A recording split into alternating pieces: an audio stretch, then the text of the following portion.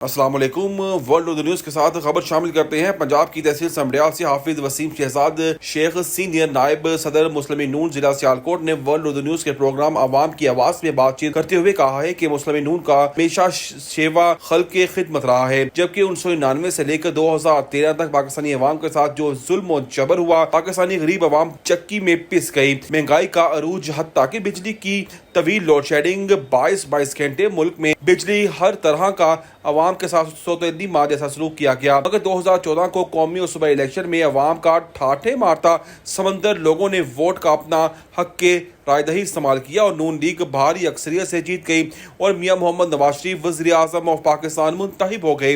حافظ وسیم شہزاد شیخ نے مزید کہا کہ بجلی گیس کا بحران میاں محمد نواز شریف نے اگر ختم کیا اور ہر چیز پر کنٹرول کر کے عوام الناس کو ریلیف فراہم کیا، جو میاں محمد نواز شریف کا یہ اقدام ہمیشہ یاد رکھا جائے گا۔